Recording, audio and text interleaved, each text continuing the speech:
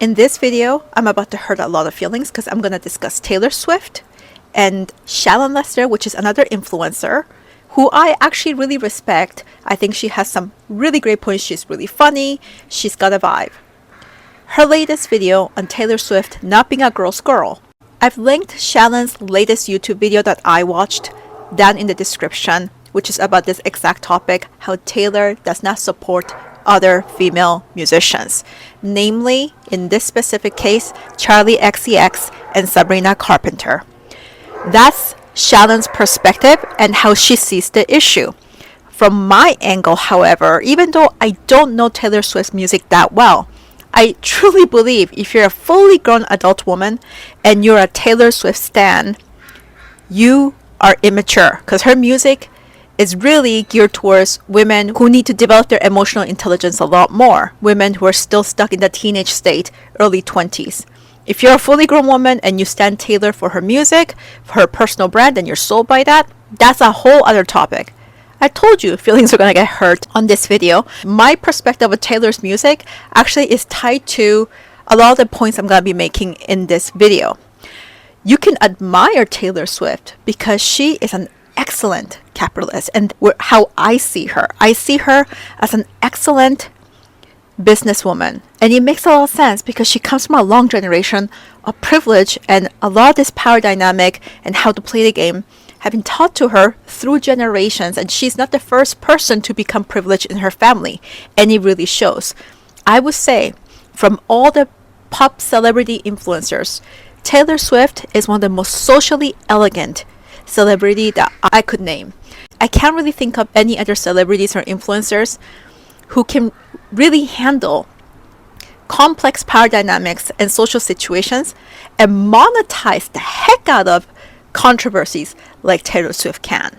Now, going back to Shannon Lester's video and her perspective on how Taylor is not a girl's girl, how she must be jealous of Sabrina Carpenter and Charli XCX. Well, how come every time they do something great and they're starting to top the charts, Taylor comes out with another slight change of her old music and that becomes a #1 charting song, throwing these competitor women off the top of the chart?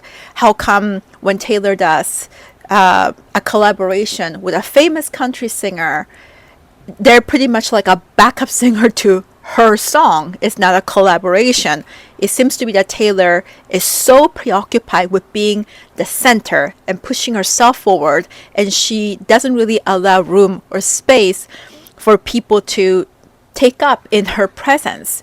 And the way Shannon portrayed the reasoning or the intention behind it was that Taylor must be insecure. She must be jealous of these women. She must be insecure about even though she's very successful. And then she had a lot of reasoning behind her insecurity, her being an awkward girl and being stuck in the trauma of becoming famous in that developmental stage and being stuck there, which has valid points and reasons. But like I always say, jealousy cannot be the full picture when it comes to understanding a woman's behavior that isn't pleasant towards another woman or other women.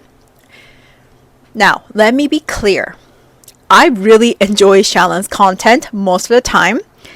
This is a case where I don't agree with her, and I'm going to explain to you why and how I see it through the lens of power and privilege, because my channel is all about social elegance and understanding relationships through the lens of power and privilege.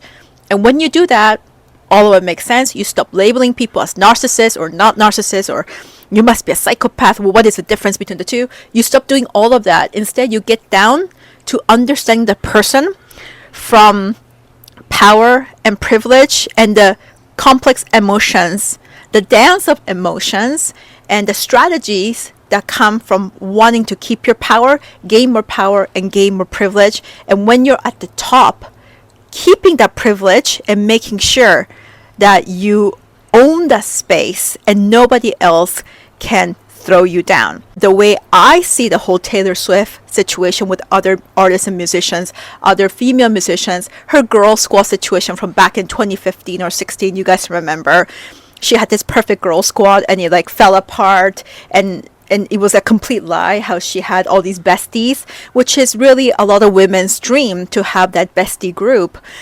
And Taylor even admitted to never having had that in high school, and she was very sold by the fantasy, and she wanted to curate this image, blah blah blah. Didn't work out. It blew up in front of basically the media, right? Because whatever she does, most of her personal life stuff is going to somehow seep, and it's gonna be a scene in front of people, whether she likes it or not. Although I believe that she has a lot of power and how she controls the PR. So a lot of paparazzis too, and the publicity around certain things, you know that a lot of it has to do with how much she wants to reveal, and it's a strategy that she has leveraged very well. Even when she loses control of what comes out into the public, then she'll turn that lemon into lemonade. Now, this is all speculation. I do not know her as a person. You do not know as a person. You know the Taylor Swift personal brand. We do not know her as a person. And this is very important to remember when we look at her and we analyze what she does through her music and how she protects her career, thinking that that's her being all personal towards these people. This is a huge business. This is $1 billion business called Taylor Swift. We are no longer looking at a woman.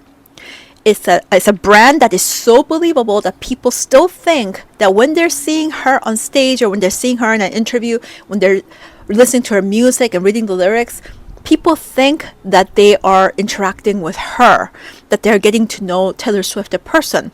But what you're being sold is a highly curated brand. None of us actually know who she is. And this is where my perspective completely differs with Shallon Lester's perspective of why Taylor Swift will not allow other female musicians currently, apparently. Now, I'm not in the it culture. I'm not an it culture expert. I'm not a pop culture expert. Shallon is, because that's her background. The conflicts are happening with Sabrina Carpenter and Charlie XCX. Why can't Taylor just support them more? She's got so much. No one can catch up. These women maybe cannot catch up to her. She's so far ahead. She's a billionaire, for God's sakes. She has the biggest concert in perhaps music history sold by a female musician. I don't know. Is it true? Eras Tour? I mean, to me, it seems like it could be, right? Taylor Swift is a phenomenon, but how come she cannot allow room for other women musicians to thrive? Well, this is the basic law of power and capitalism. Nothing is for sure. You must always protect your power position. You must protect your privilege, and you must always strive for more, because you actually don't know how this can all turn around. This is the thing about power. When somebody is really knowledgeable and wise in the power game, they know that it's not forever, even though they might be at the top of the top. I think Taylor Swift, coming from a privileged background and family, and having become so successful as a musician, starting from a very early age, at a very, very young age, and having grown this incredible career. This is incomparable to even someone like Britney Spears, who became very successful around a similar age. So it was before Taylor's time, but Britney was 16, 17. Taylor was 16, 17 when she really blew up. Really, really, really blew up. But the difference is that Taylor's family has always been privileged, and they always understood power, you see, whereas Britney's family didn't. And I believe that was a huge contributor to how Britney's brand just crumbled and fell apart, because the family and the people around her are all driven by that underprivileged scarcity mindset. Instead of seeing her as an opportunity to grow something bigger and bigger, they turn into that scarcity exploitation, abusing and leeching off the person to a point where she can't function.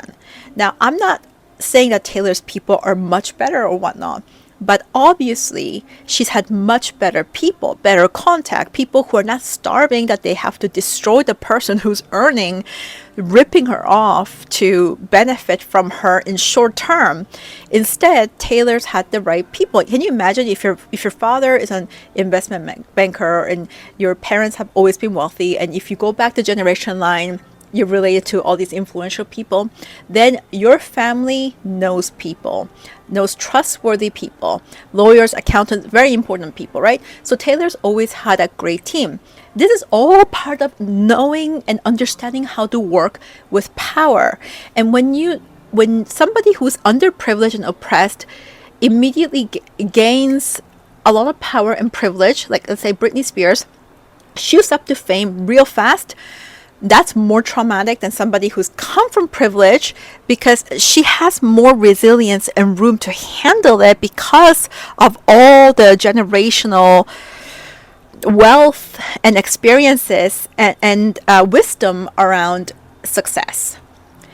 So where I'm going with this is that Taylor understands power and privilege, and she has become a billionaire, and she is arguably perhaps the most successful female musician of all time. I would say so. Her brand is so influential. I mean, look at her fans. My personal opinion, they're nuts. Someone who can have that kind of power and influence over people, is she going to be jealous of Sabrina Carpenter? She is a great musician.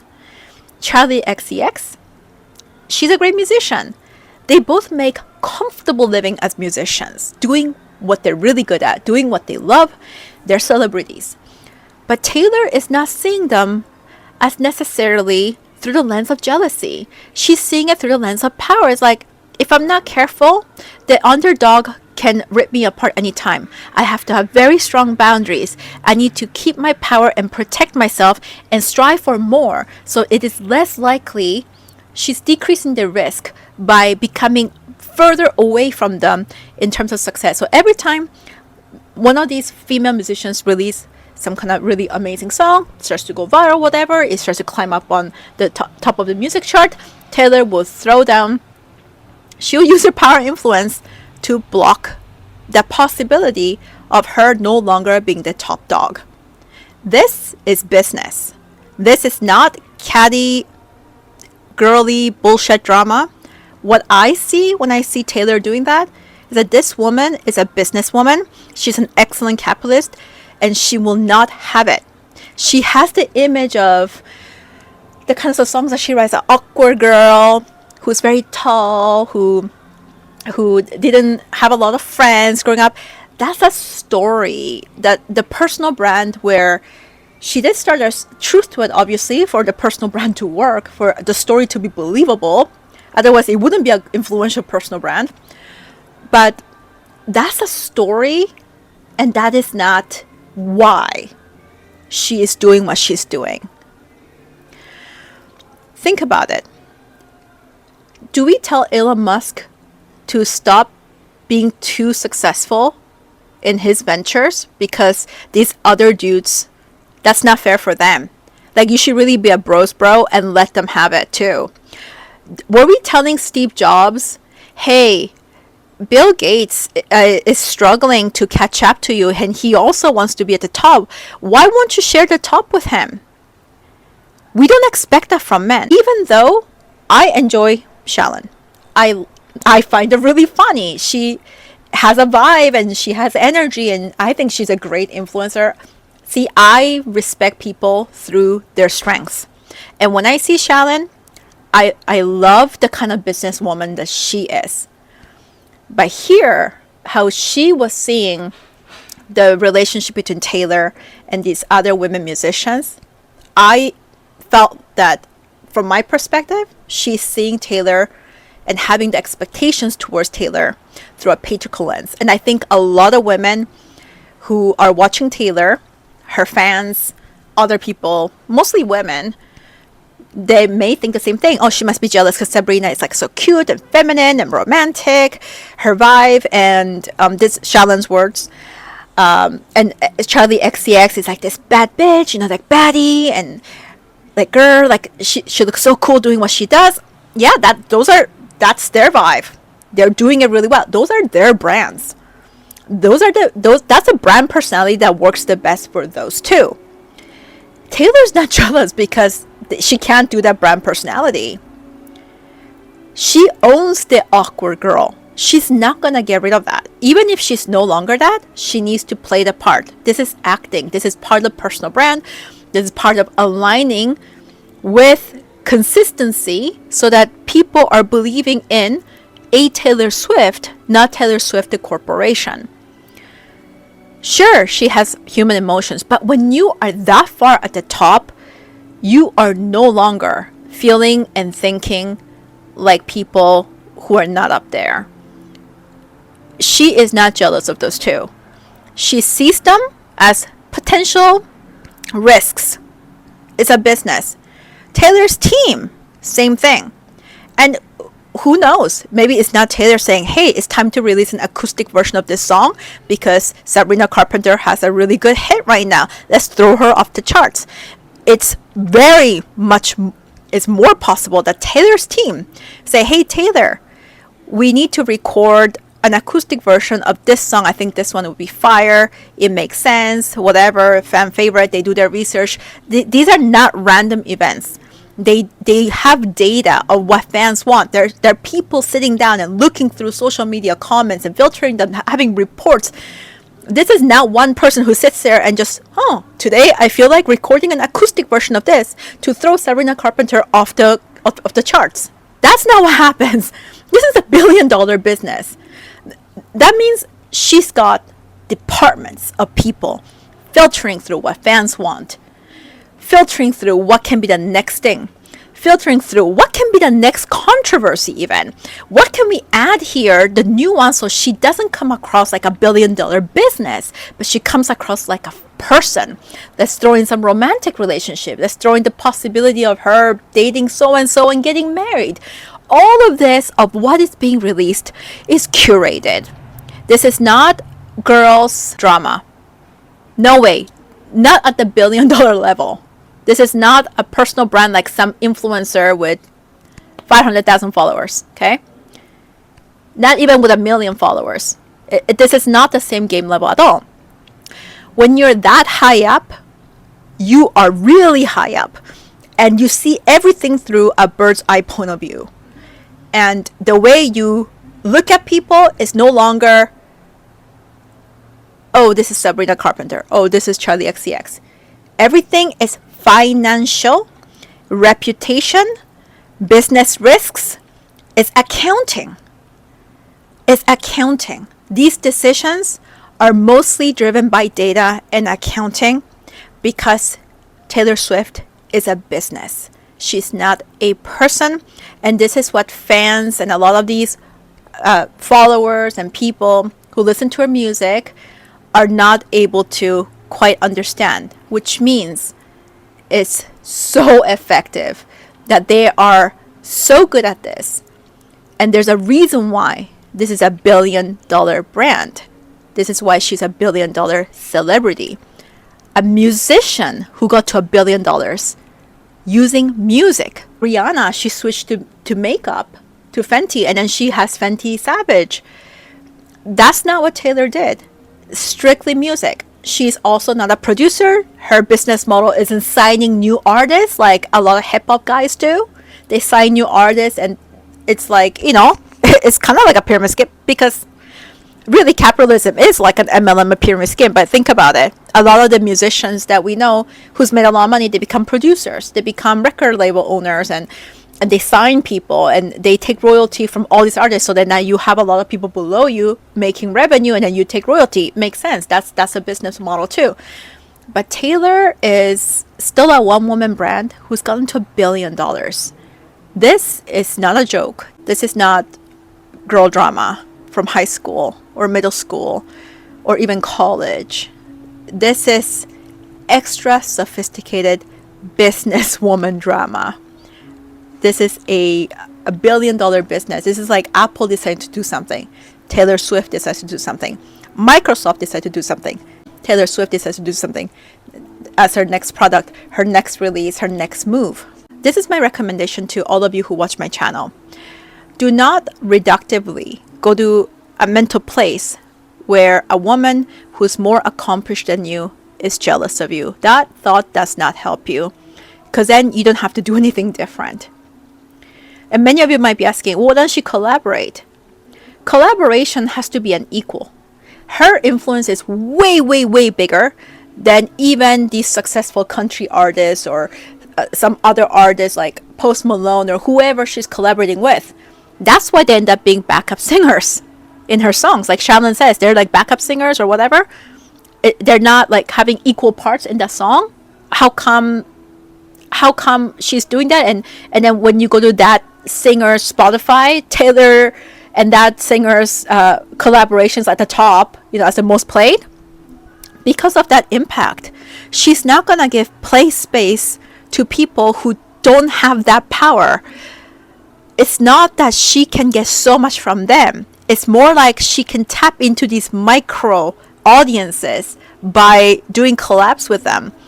Taylor Swift's mission is to capture and retain audiences. It's a monopoly in the music business. That's what she's after. She doesn't care about some petty ass little games. She wants to take this person's audience, that person's audience, this country musician's audience, have them all.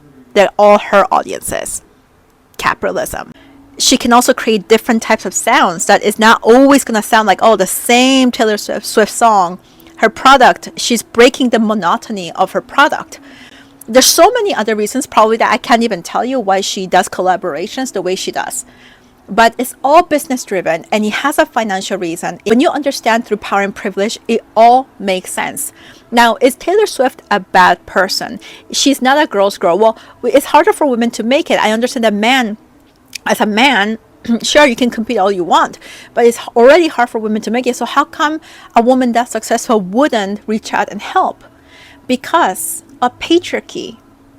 No matter how much she can sympathize or empathize with someone like Sabrina Carpenter or Charlie XCX, who's been in the game for a while, who's not seeing the tremendous success that Taylor has been having, she owes them nothing. That's what it comes down to. And how many of you have helped somebody who was less privileged than you and that bitch bit your ass? That's what she's preventing.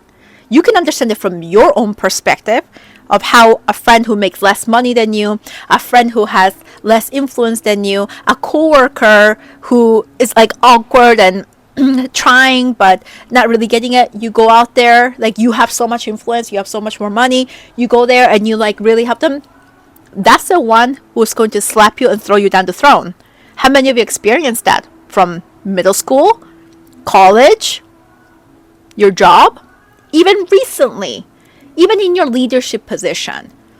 That's why when somebody understands power and privilege, they're not going to fall for that. Okay?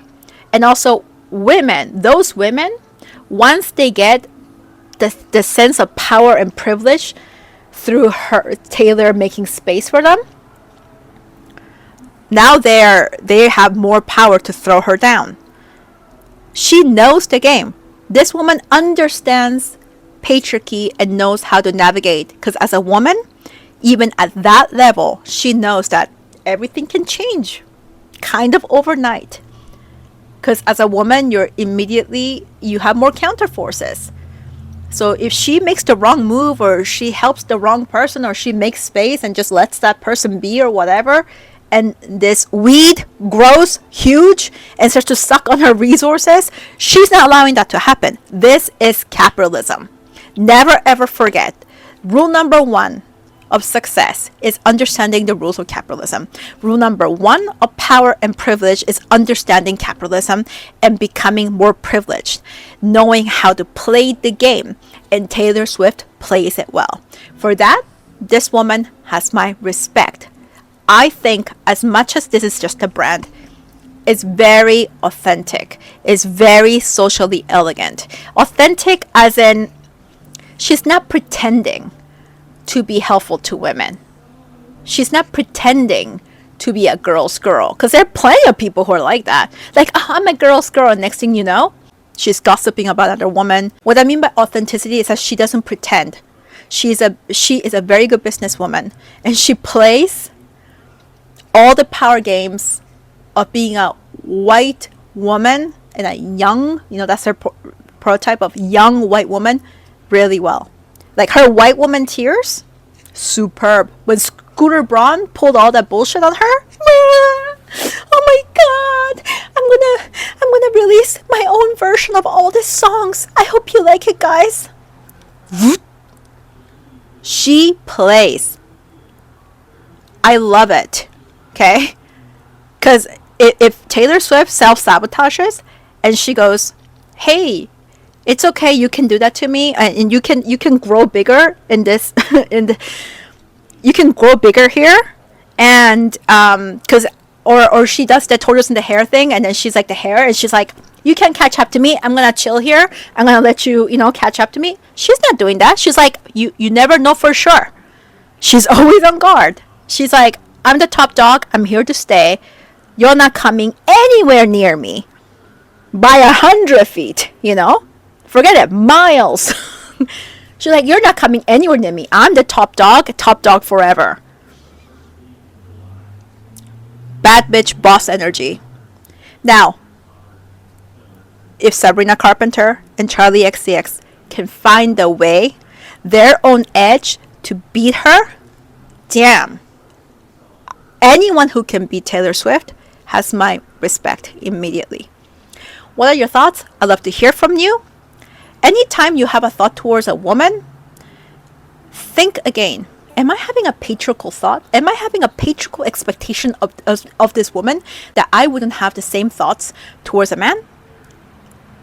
It's a good thought to try, because this is how you can sort of decondition your own biases. If you have those patriarchal thoughts towards a woman, you have those expectations likely towards yourself too. And that becomes your self-sabotage. Do not expect a woman to self-sabotage for the sake of others. Do not do it to yourself. Thanks everybody. Thanks for watching. Drop some comments down below. If you'd like to study social elegance and become more powerful and privileged, then our Unleash program is now open. Go down to the description to find the information to book a call to get started. You can also check out all the different ways that you can start shedding the good girl programming to become the bad bitch, to become a power player in capitalism. Go down to the description for all the information. Thank you for watching. It's Julia Cha. See you in my next video.